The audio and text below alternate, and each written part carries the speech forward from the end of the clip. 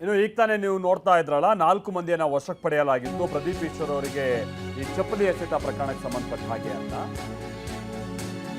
ಈಗ ನಿನ್ನೆ ನಡೆದಂತ ಗಲಾಟೆ ಸಮಾರಂಭದಲ್ಲಿ ಅಡ್ಡಿಪಡಿಸಿರೋದು ದಾಂಧಲೆ ಎಲ್ಲ ಪ್ರಕರಣಕ್ಕೆ ಸಂಬಂಧಪಟ್ಟ ಹಾಗೆ 4 ಆರೋಪಿಗಳನ್ನ ಜುಡಿಷಿಯಲ್ ಕಸ್ಟಡಿಗೆ ಒಪ್ಪಿಸಲಾಗಿದೆ.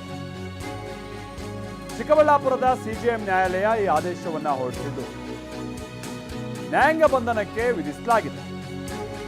ನಿನ್ನೆ ರಾತ್ರಿ 4 ಆರೋಪಿಗಳನ್ನ ಪೊಲೀಸರು ಬಂಧಿಸಿದರು. ಪ್ರದೀಪ್ ಈಶ್ವರ್ ಅವರ ಭಾಷಣಕ್ಕೆ ಅಡ್ಡಿಪಡಿಸಿ ದಾಂಧಲೆ ಮಾಡಿದ್ದಾರೆ ಅಂತ ಹೇಳಿ ಆರೋಪ. ಸೊ ಆ ಆರೋಪಿತರನ್ನ ಕೂಡ ನೀವಿಲ್ಲಿ ನೋಡ್ತಾ ಇದ್ದೀರಾ.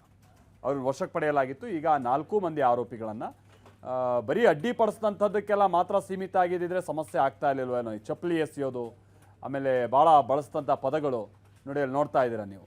ವಿಡಿಯೋ ಆಧರಿಸಿ ಹೀಗೆ 4 ಮಂದಿಯನ್ನು ವಶಕ್ಕೆ ಪಡೆಯಲಾಗಿತ್ತು.